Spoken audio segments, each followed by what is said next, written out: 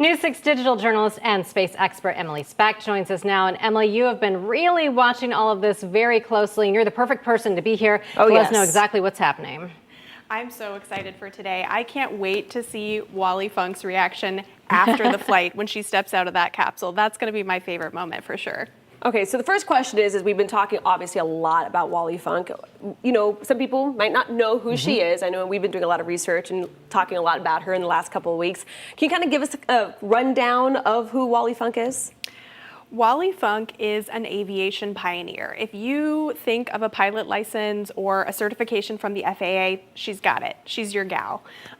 She was originally a pilot back in the 1960s, and she was a hopeful astronaut. She took part in this program that became known as the Mercury 13. It was a group of 13 women. They all went through the same tests that the Mercury 7 astronauts went through, but this was never a NASA-sponsored program, so none of these women ever got to go to space. So Wally has been waiting 60 years to go to space. This is insane. I mean, it's finally, right? That's kind of what she said when Jeff Bezos invited her on this flight. But she was a pilot for years. She worked for the FAA. She's amazing. I mean, she's such a hero. I feel like she's the hero of today's flight, really. Yeah, she really is legendary. And of course, on the other end, we have the 18-year-old Oliver Damon, who was kind of a last-minute addition, or at least we found out somewhat last minute about his seat on this trip. Yeah, Oliver's kind of interesting because Blue Origin had this long bidding process, right, for their first space tourism seat, their first paid seat. And someone bid $28 million, which is just a number that I can't even imagine, you know, I can't even quantify. But for some reason, this billionaire probably couldn't make it. He or she had a scheduling conflict. So Oliver's father, who is a hedge fund manager, had also bid for the seat.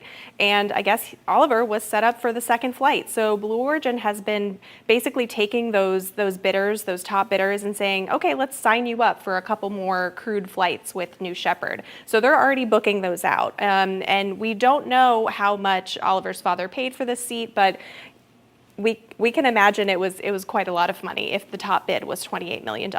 I imagine so. I'd like to know what the scheduling conflict was. I was just about to ask that appointment? I don't know. You got to have a lot of money to have a scheduling conflict and miss the first space flight there. You know, Emilee, we're getting closer, about 9 minutes out now. So take us through what's going to happen. You know what's so interesting about this flight compared to Virgin Galactic is that this New Shepard rocket will not have a pilot on board. Correct. It's completely autonomous, so everything is pre-planned, ready to work out. And I do want to mention there is an emergency escape system. So someone asked me earlier today, what happens if something goes wrong? That capsule would get sent away and they would land via parachute, hopefully keeping everyone safe on board. But it is completely different than the Virgin Galactic flight. You know, it's a different vehicle. You know, we're talking about a more traditional rocket and a space capsule. You know, when you think of a SpaceX Crew Dragon or the Boeing Starliner, it's more of a capsule shape, but it's on top of this booster, and the whole thing is about 60 feet tall. So both pieces, the booster and the capsule, they launch together. The capsule separates, continues on into space, and the booster comes back and lands down on Earth.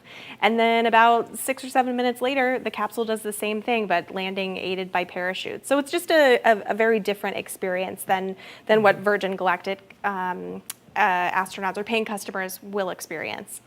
And we're talking about, 110,000 pounds of thrust to get this thing going. It comes down a little more gently, so there's a whole system built in with that, right? Because that just seems nerve-wracking. But tell us about, I was hearing about the collapsible things under the seats and all that to absorb impact. Yeah, the seats. So these seats, you know, we're talking about right now, they're in kind of a bit of a hold, or the hold is lifted, but they're sitting in pretty comfy seats. And so basically when the capsule comes down, aided by parachutes, it slows down to 2 miles an hour. So it's not that bad.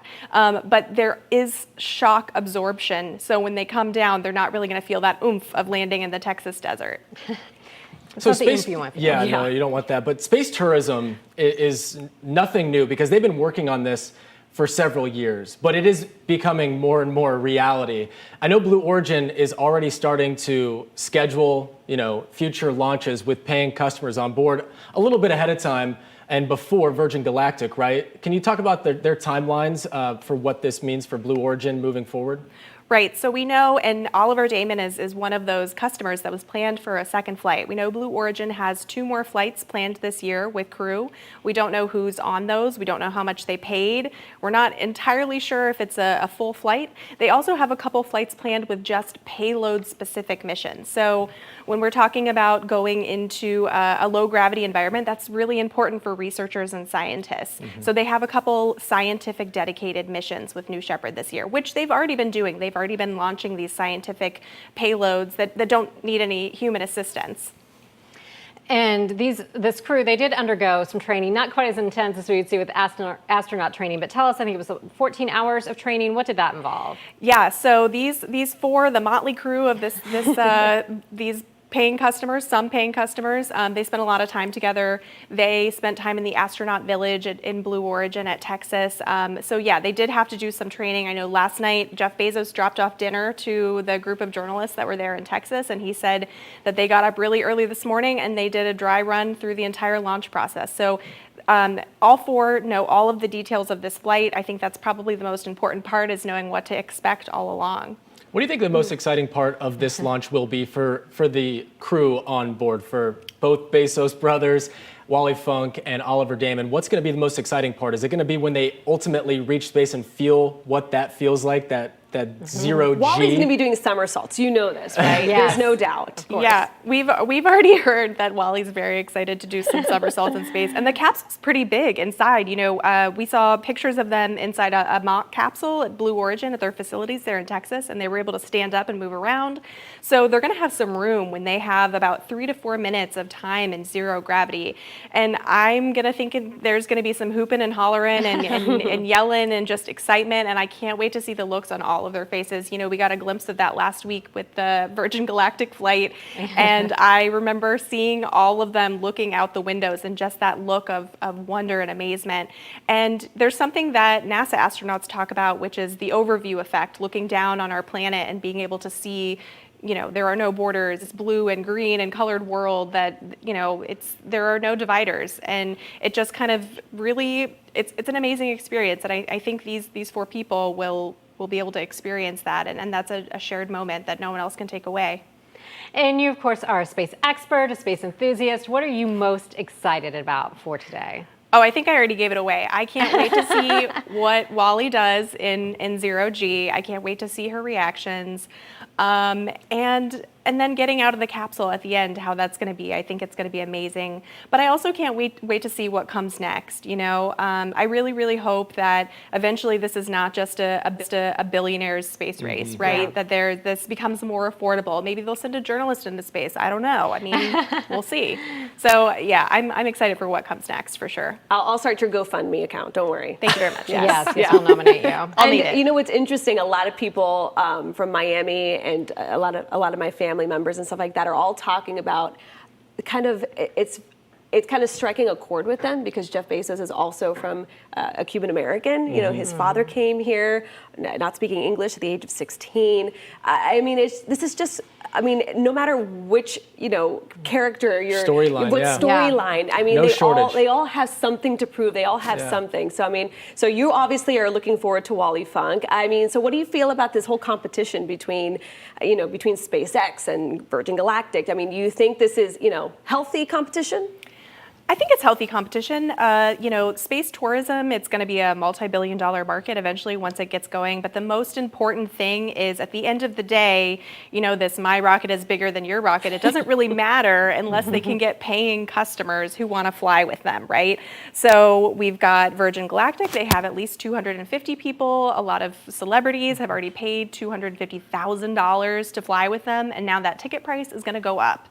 So those were kind of the first paying customers, and they haven't even flown yet. So so there's that. But then Blue Origin, we don't know how much it's going to cost. Right now they're using these bidders who bid millions of dollars to fly with them, and they're kind of using that as their first paying customer pool. So it'll be interesting to see kind of how that pans out. You know, what's interesting too is Wally Funk put money down several years ago to take the Virgin Galactic first, to be on board the Virgin Galactic flight, and here she is, on Blue Origin, the Yes. direct competitor. Yes. I think she is still, though, planning on taking that Virgin Galactic flight. The more the merrier, right? For sure. I Why mean, not? she's going to want to experience both of them. You know, she said yesterday, actually, we spoke to her, her really good friend, Sue Nelson, and author of one of her books. And she said, Wally will tell you, even though she's 82, she feels like she's 40 something. But then yesterday on TV, she said she feels 26. So I think I believe it. she's reducing in age. Well, I want to be her when I grow up. I mean, that's just. Don't we all? Yeah. I mean, we're so close to launch time. Imagine what that conversation is like right now on the capsule. With that eclectic group, too, right? Everyone coming from different backgrounds, different ages. But they all have one thing in common, and that is we are about to embark on this Let's do historic it. journey.